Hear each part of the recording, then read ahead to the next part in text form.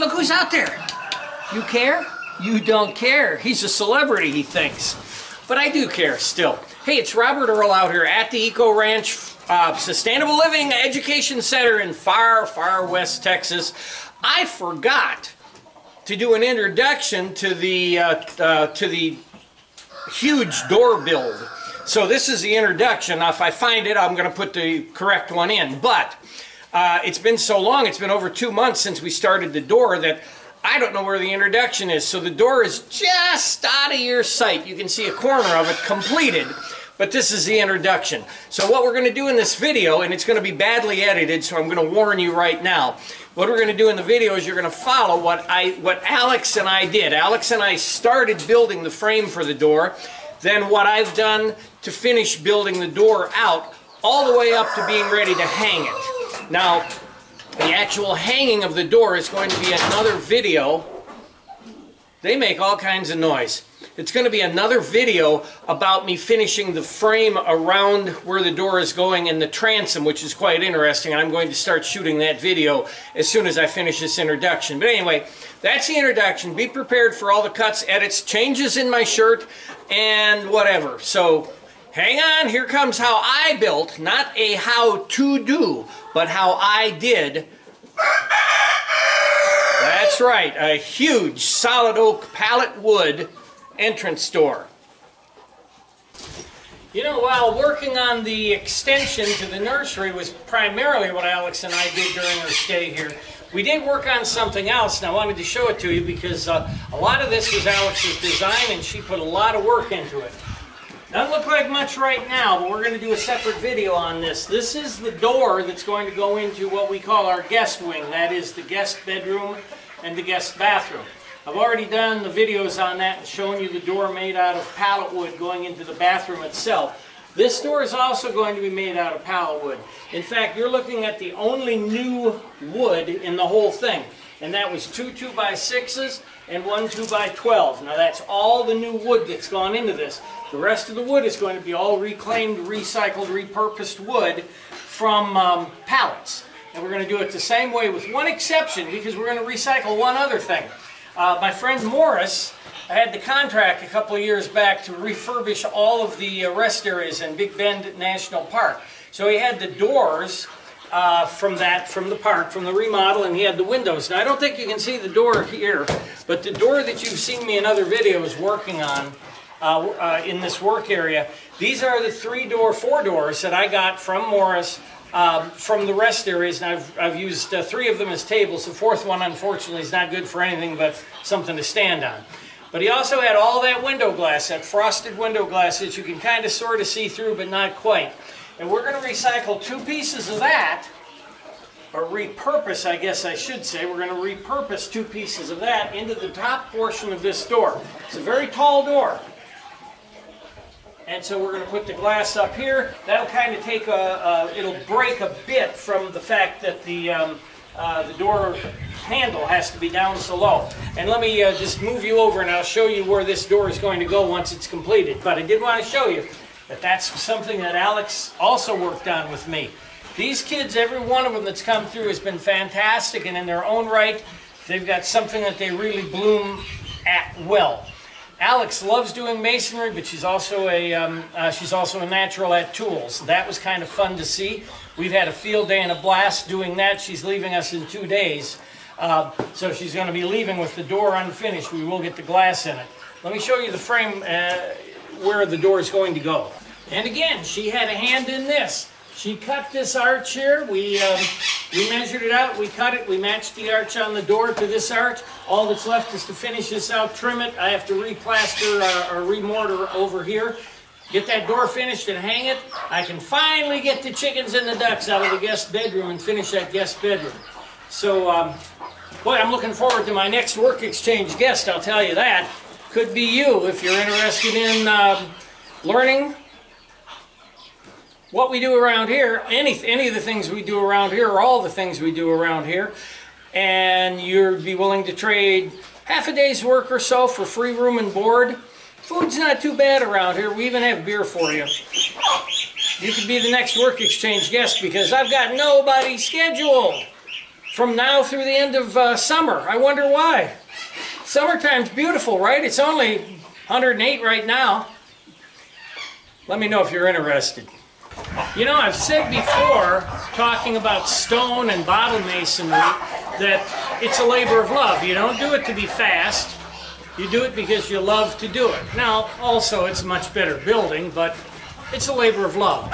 Well, let's add something to that list. Working with pallet wood has got to be a labor of love, because there's no way it's faster than using regular dimensional lumber, and it might not be a whole heck of a lot cheaper either. But it's a labor of love, and here comes the wind, to take that nasty old pallet and convert it into something usable. So let me hit on real quick what has to be done here. Now, I've already covered the door frame.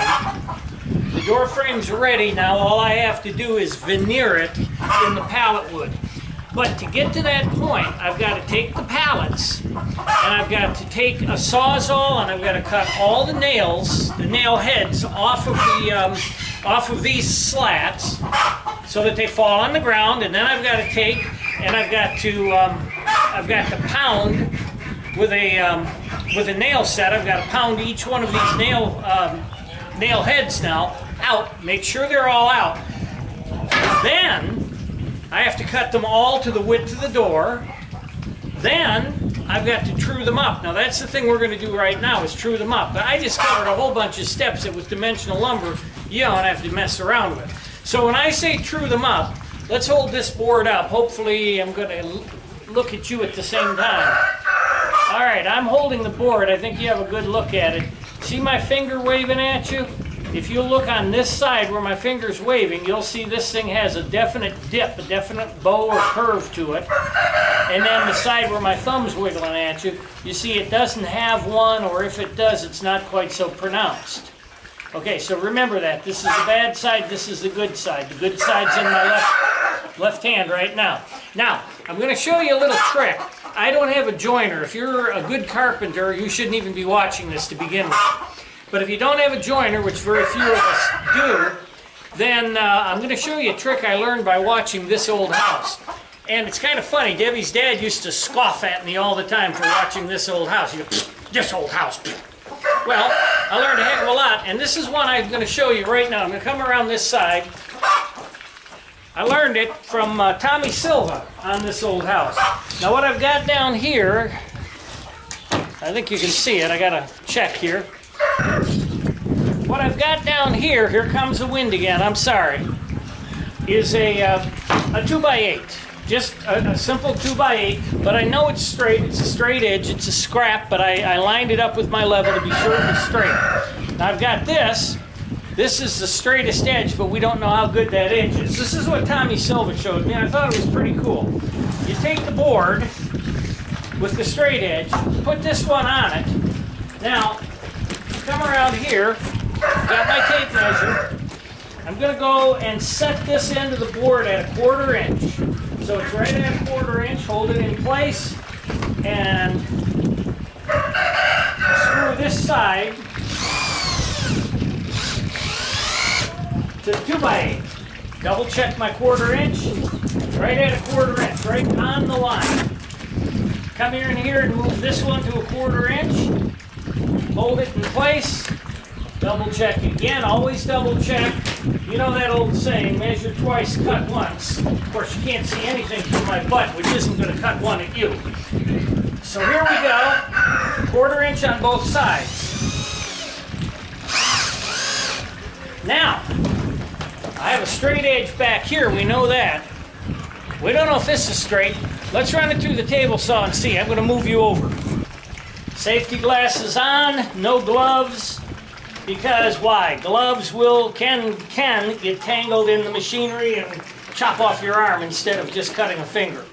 Okay, I'm going to turn the table saw on, and watch how it shaves off the edge of this board. It's not going to be even. The shaving isn't going to be even, but the board will be when I'm done. Watch.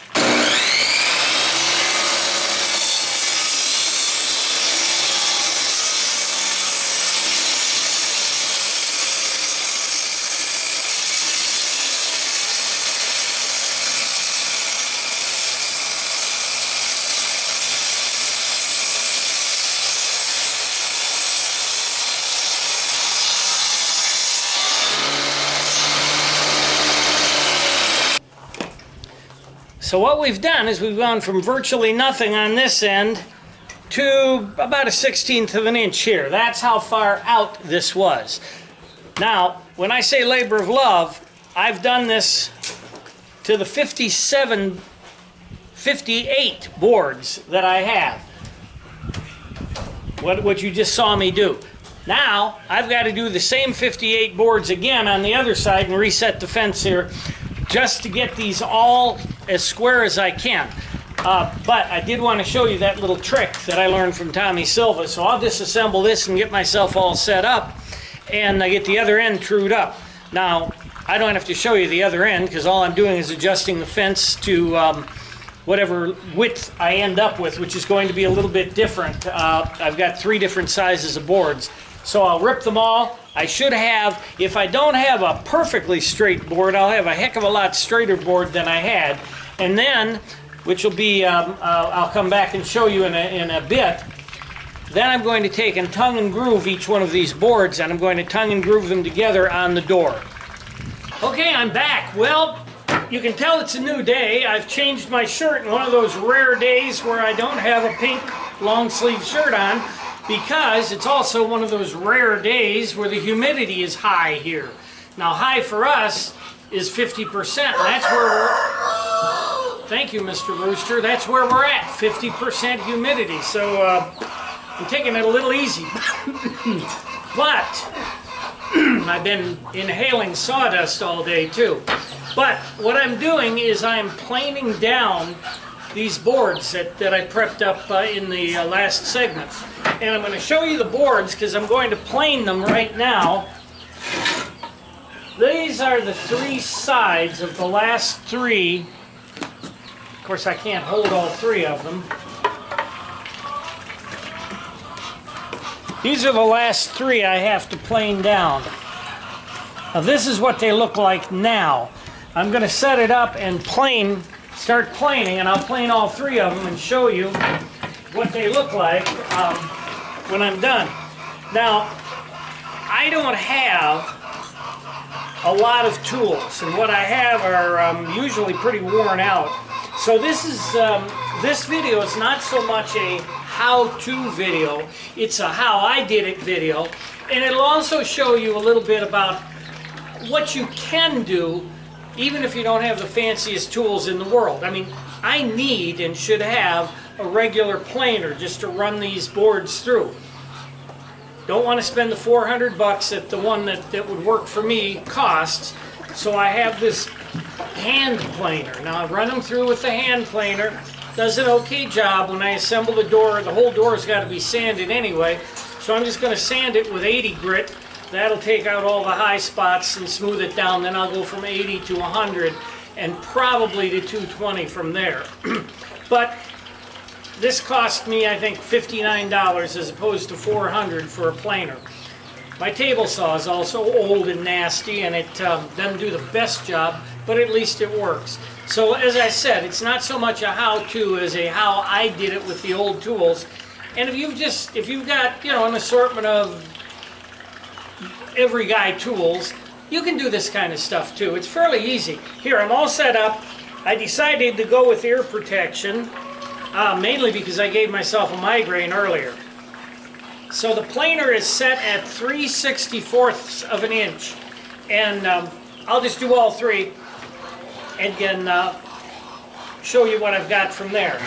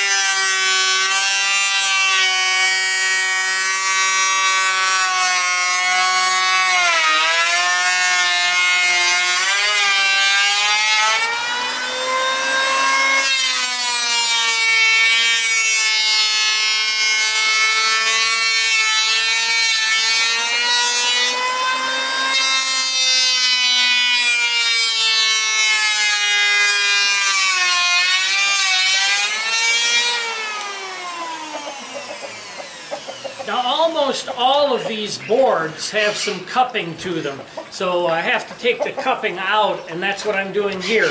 This board's a little thick, so I'm making a few extra passes on it because it's a little thicker and I need to take it down some, but mainly I'm taking the cupping out of it.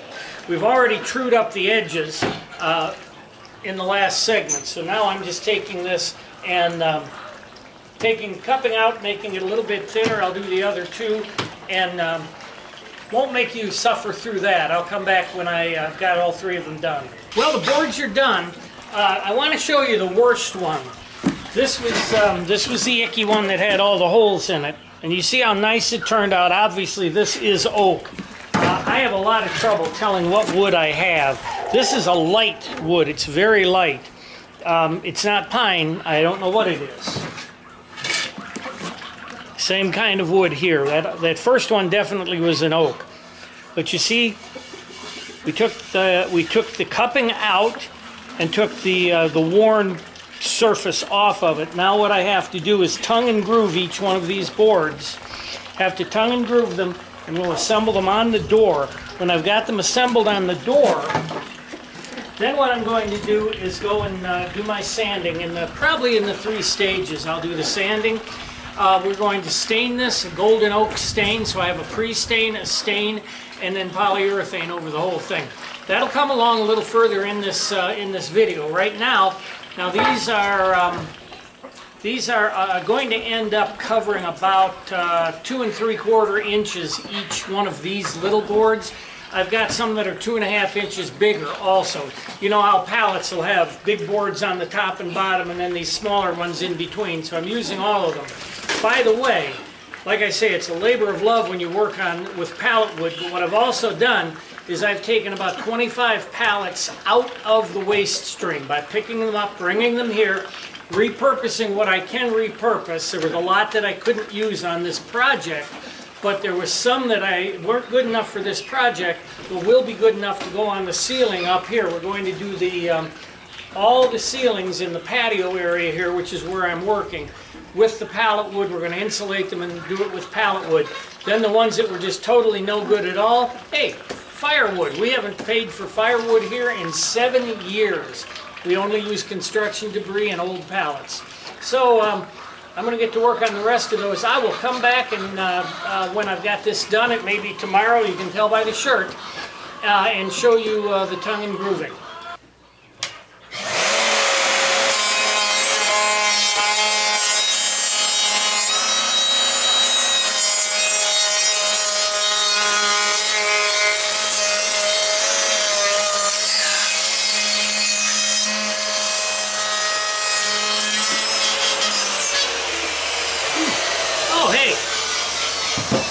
Well, I'm busy routing for the door. I'm routing out the tongue and groove on this door so that I can put it together and keep moving forward. But geez, I've got about 60 pieces left to do here, so I should... What the heck is that noise?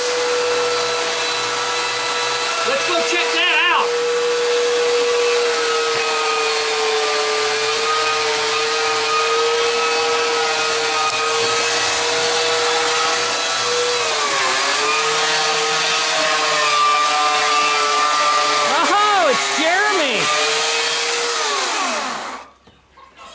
Jeremy, what are you doing? Squaring up a lintel. Aha! Big old piece of apple wood. It's pretty easy to do, isn't it? Yeah, it only took me 2 days. Like I said, Jeremy is back here. He's on his vacation from his volunteering. Go ahead and finish it up. We'll watch you. All right, here it comes.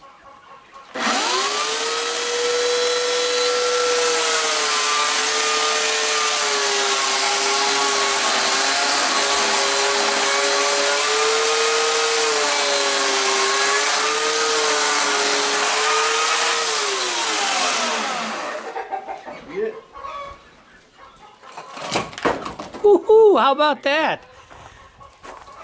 All right. So just has very little to do with our mantras, and but what this is going to be the lintel above one of our doors in the master bedroom. Not door, windows in our master bedroom. We've got to pick a pretty side and just put it out, and this lintel will support the weight of the stone above it. And Jeremy will be long gone by then. I'll be back. Well, I hope he comes back. He does some absolutely beautiful work when he's here. And this is, I'll tell you what, this was hard work. He worked all day yesterday on 3 cuts and finished this last cut just now. So anyway, speaking of finishing, why don't we finish this video up? Well, Jeremy and I went ahead and moved that lintel over. It's got us dry in the sun because that particular one was still halfway alive. So it's going to dry in the sun for, gosh, a month, maybe 2 months before I'm ready to put it above the window, because we don't even have the wall up yet. That'll be in some future videos on the main channel. But I hope you got kind of a feel for how we do things around here, and we talked about a couple of what I'm going to call the mantras, but that's going to be the ways that we help people to remember how to live how to live the way I want them to, sustainably, because I guarantee you, you're never going to forget now how to do what? Reuse, repurpose, recycle. In that order. If you remember it in that order, we're going to be well on our way to at least maybe mitigating or slowing down some of the damage that we've been doing to the planet. And as you're getting into doing those things, kind of keep your eye on what you do with plastics and start looking at everything. The more you look, and this is what I found, the more I started looking at things and trying to find ways to be a little bit different, the more I became a little bit more different. What you've seen here is just some of it. This was all pallet wood that was out in a pile destined for the landfill. Instead, we're turning it into a door. Those 3 trees, had I not taken those 3 trees, they were headed for the landfill. And now, not only are they some good smoking wood for us, but they're also going to be 3 good lintels and a beautiful handmade hardwood table, dining room table. And that's going to be a completely different and separate video. So I hope you guys will stick around for all of those, and I hope you'll continue to follow the Eco Ranch Sustainable Living Education Center as I do my best with what little knowledge I have to teach you how to live just a little more sustainably, because if we can get everybody to do, let's say 25% better, everybody in every developed country in the world, I think we can mitigate a lot of the damage. You know, we're never going to get to 350 like 350.org, but if we can hold it at 425 and maybe 4 degrees of global temperature rise, maybe the world won't be quite so different. The world we give to our grandchildren. Stick around, let's see, put some of these principles into play, and then well, it has been about 3 weeks since I did anything on the door, so I've forgotten what's in the can already. So I apologize if I'm skipping something or I'm redundant. However, I'm back to the door now. The chickens are, well, you've seen all the chicken videos. Chickens are handled for the moment, and it's time to get this door done so that, can you see? Yeah, I think you can. So that I can block the guest wing off, keep the ducks and chickens out, and start moving all this stuff into the guest wing so that I can use that as my fabricating, and also start pouring the floor in the guest wing. Getting excited because it may not look like it to you, but we are getting close to a lot of stuff getting finished, which is where I want to go. Greenhouse is going to be last, but the house is getting done. So here we are on the door.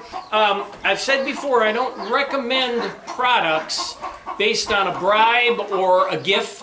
Now, it doesn't have to be a bribe. I mean, I can be gifted some things, like I was that pallet of brick from Acme Brick. And I tell everybody, get a chance to deal with Acme Brick if you can, because Acme Brick believes in sustainable projects, and they jumped up and helped us. I've gotten no help from these people whatsoever, but I highly recommend this product and this product only. I've tried some of the knockoffs. They don't work as good. This right here is Great Stuff Expandable Foam. Well, why am I touting Great Stuff Expandable Foam? Well, first of all, if somebody from Great Stuff sees this, send me a couple cases, please. But Other than that, what I've done with it is the door has holes in it that I'm going to be filling with more of that DAP wood filler that I knocked in a previous video. I knocked their packaging. The product is excellent. The packaging sucks. And just be ready for the fact that you aren't going to get a big old can full. It's like a third full only. I'm ready for that, so I have enough cans to do this. Fill in the holes. Well, while I had the holes not filled in, I took a few strategic ones everywhere where you see a rock and drilled through the hole, so it didn't make a bigger hole. I just drilled through the wood so that I could fill all the voids in this door, and I knew where the voids were. So I filled all the voids with this big gap filler from Great Stuff. I think it's $5 a can. It might even be $4 a can. And 2 cans gave me enough to fill the entire door. In fact, over here, I've got some sticking out. Now, I'm not touching it because it's awful if it gets on you. It's gooky and sticky for at least the rest of the day. But you can see it coming out over here. This was a tight little gap anyway, and it came out. It's pouring out on this side here. I don't think it's doing anything there. So we know we filled the door. Once that dries, scrape it all off, and then sand it down, and we are good to go on filling all of these things and getting the door ready. And that's going to be the next video. Let me get behind the camera because I want to show you the crack and tell you what we're going to do with the crack in the window. Now, you've all heard the saying, who knows what's in a man's heart? Well, that goes for chickens too. Who knows what's in a chicken's mind, if anything? I actually came out one day, this was leaning against the wall, and a chicken flew up from my feet and ran right into the window right here and broke it. Well, of course, he broke the glass after I've got it all in and cannot remove it. So what we're going to do with this is I have an epoxy, I have a finish similar to polyurethane that's an epoxy finish for furniture. What I'm going to do is mix that up and pour it on both sides of both window panes. Even though this one's not broken, it has to match. Pour the epoxy here, pour it here, turn the... There's a chicken on the fence yelling at us. What else is new, right? Turn it over, do the same thing here. Hopefully that'll hide the crack. The only other alternative after she cracked it was to just cover it over. But we're going to go ahead with the epoxy. And I'm going to go ahead on all these little holes that don't have Great Stuff in it and start filling them with the DAP wood filler. So that's going to take me some time, and I will come back with the next segment on the door once that's done. Well, I'm sorry I can't show the door standing up. I don't want to keep picking it up and laying it down, or I don't want to pick it up and lay it down any more than I have to. But here's the door with the wood putty in it. Now, to all you carpenters, that's going to look like a hell of a lot of wood putty, and it is. I'm not going to lie. But I do like the look of the filled-in wood putty more than I like the holes, so that's why I've done it. Also, I sealed up the edges with the putty, and of course we're going to seal it with polyurethane. I see a crack there that I'm going to have to go over. When I did this with the other door, I filled it like you see, sanded it down, and then I had to go back one more time and fill. This board here I'm just about done with, and that's the way the rest are going to look. Now that's 60 grit sandpaper right there, so I still have to, let me slow down, I still have to use 100 grit. And I'll see if I really want to go to 220 or whether I'm just going to use the 220 between coats. But there we go. Let's keep going. Okay, well, you don't need to see my face. We're going to discuss DAP plastic wood. This, thank you, chicken. This is the other side of the door. I've completely finished the first side. Now I'm down to, it's time for me to put a second coat of plastic wood or wood filler in. I've already filled in the majority of the spots that need filling. Now I'm going back and doing touch-up. This is my last can of it, of DAP, and I wanted to, if you watched my video, oh gosh, 18 months ago about what how the marketing just sucks on DAP products, and they haven't done anything to change that nor to appease me. In other words, they haven't tried to buy me off or send me free product. I am using the plastic wood because outside of the marketing and the can, it's a tremendous product. But I want to show you this one, because if I showed you the videos then, and the cans haven't changed. This is the 10th can I've opened. I have to open 10 cans because there's only about that much product in here, maybe that much, but that's it. The rest is nitrogen. It's full of air, and they tell you store it like this. Don't store it where the lid is here. The lid's up. Don't store it up. Store it like this. And the reason is because gravity's going to force all of the product down here so that when you open it, watch what's going to happen. Now remember, it's full of nitrogen, and the nitrogen is under more pressure than the normal air here. Of course, we are at 3,200 feet, but watch what happens. Watch the lid pop up when I take this up. Okay, here we go. In fact, let me take it from this side. All right, there, and here we go. Give it a twist. Pop goes the weasel, and look at that, just popping right up. Oh boy, I got a lot of product in there, don't I? And no, there went the bubble. See it? Boink! Is that misleading or what? That is garbage. They ought to do something about it. But somebody ought to do something other than complain, because that didn't do a doggone bit of good. Anyway, I wanted to show you that they haven't changed their marketing. It is, however, a good product, and that's why I'm using it. But notice what I said. It took 10 cans to get all the fill I wanted done on this door. Now, true, I like the look of wood fill. I don't particularly want the look of the gaps filled in with polyurethane. I personally like the wood fill, so that's why we're doing it. But my goodness, to be that misleading, I mean, come on, guys. I know it's the age of Trump, but give me a break, will you? Give me a break. Fake marketing. That's what it is, fake marketing. Okay, back to the door. I'll come back when I get this side finished up. But I turn the thing on and you've got something to say, be quiet. They all backtalk. I get no respect. Anyway.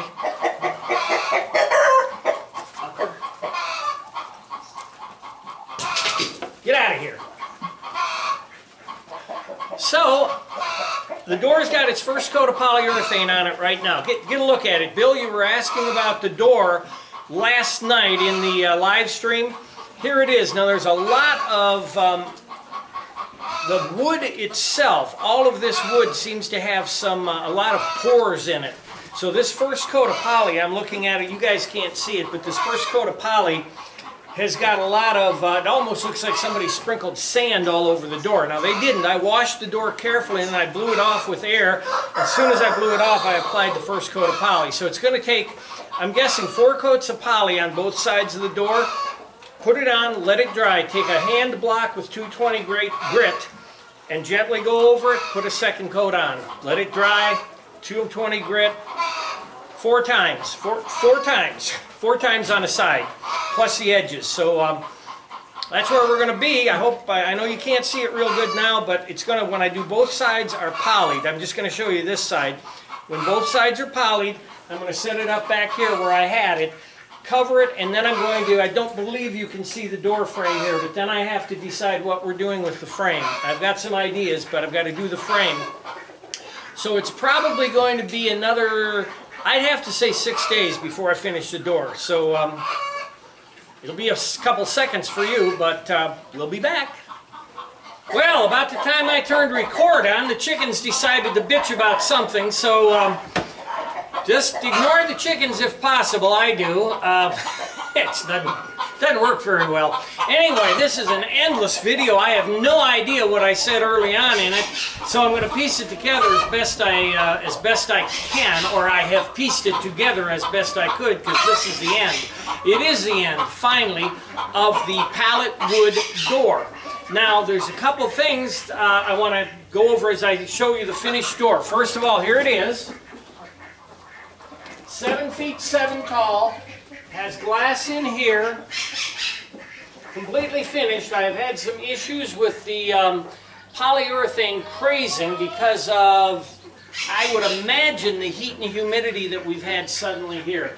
but it's done as best I can. It's going to look gorgeous. Now what I have to yet do is I have to do the, I have to install the hardware so the door is ready to hang, and I have to finish the actual door frame itself. Now that's what I'm working on right now, but I'm going to show you a couple of things that I think will be of interest. These will be in the next video, which will be the, I'll think of a name for it, the entryway, transom, and door. But let me show you a couple things. Okay, so first of all, the door itself is 2 3/4 inches thick. Typical American door, the standard is 1 3/4 inches to a max of 2 inches. Most door hardware will fit a 2-inch door. Some may not quite make the 2-inch, but most will. And what happens is, now this happens to be a handle, a pull handle mechanism, but if you have a doorknob or levers, it works the same way. You're going to go into the latch mechanism here with this little, whoop, the door blew open.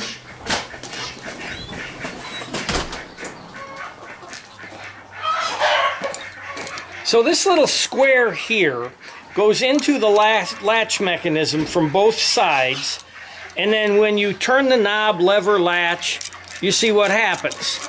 Now, my door's not thick enough, so at 2 3/4 inches, what happens is, if you can see that, it ends like right about here. Now, some of the manufacturers make a thick door kit. The problem is the thick door kits don't always work, and this is some off-brand, more than likely Chinese stock, like I always complain about. So what I had to do is MacGyver a way to make it fit 2 3/4. Now the screws are very easy. I just ordered new screws that were long. I got 3-inch long screws. The problem is this little square, that square it has to fit into, and making them work. So I have a bench grinder, and I could have taken an old bolt and grinded it down, but I happen to have an old screwdriver that was square. So I took the screwdriver and very crudely ground the two ends so that they would fit in the smaller square, and then ground the middle so it will fit in here. And you'll notice that this end is a little longer, which gives me a way to put it in and out so that it fits perfectly. So what happens is the latch, that goes in there, then this goes over, and it's gonna, it will sit anywhere from here to, you know, like out here, or out here rather, and still work, and turn the latch. But I'm thinking that's all I need right there, and then there we go. So instead of spending $200 for a thick door handle, which is what they were between $200 and $300, believe it or not, I used an old screwdriver and a bench grinder and made this part. The damn screws cost me $8. I had to pay $5 shipping to the only person in the country, at least on eBay, that had the correct size and thread screws. So I have that. Now, as we install the door, and I'm going to show you. I pointed you up at the sky on purpose. I don't know if you can see me or not, but the door goes in here. So this has to be all finished out. This has to be all finished, and all the way around, and then above there the transom area needs to be finished. Now I had a different idea for that initially, but I want to show you the opening first, and then I'm going to show you what the solution was, and also where I'm standing right here. I actually will have to install the flagstones that are going to eventually go on this whole patio from here to the French doors there, so that I have a level playing field, so I know what I'm working with. So I have to install that, build this out before and build this out before I can hang the door.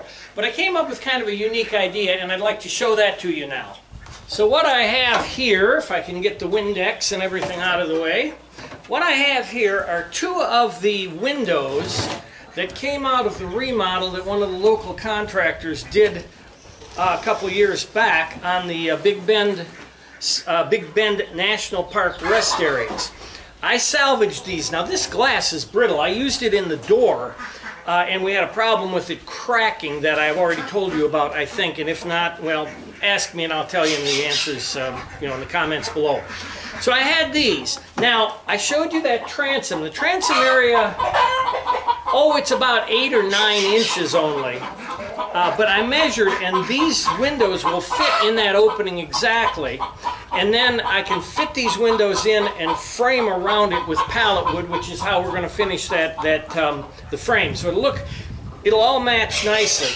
But I had an idea. I've got this. I could put 1 in, or I could put 2. And the idea I want to do is put 2 in, and I also have had for many years an LED light kit with a remote control. It's 110 volt with a remote control that I can turn it on or off with the remote. I can make it whatever color I want, or I can make it segue between different colors. So, you can't put it flat like this and try to make a corner very easily. It doesn't want to hold, but you can put it like this and it'll wrap around. So what I've done is just taken some scrap wood here and made a frame. The frame I'm about to glue, as soon as I finish cleaning the windows, I'm about to glue the frame in here. I'll take the LEDs around like so, run the wire out, and just using construction adhesive. That'll be my transom, and I'll put it up above the door. It'll let a little extra light in, and it'll have that kind of fancy light that I wanted anyway. It'll have that light in there. So that'll be kind of cool. That'll be in the next video, the video where I finish this out and hang the door, but I did want to show you the door. It's done. That's all we're going to do to it, with the exception of the hardware and hanging it. So, had to end it somewhere. That's the end of it. I don't know how long this is, but I apologize for the editing cuts. And as usual, it's Robert Earl out here at the Eco Ranch Sustainable Living Education Center, amidst all the poultry, saying, see you later.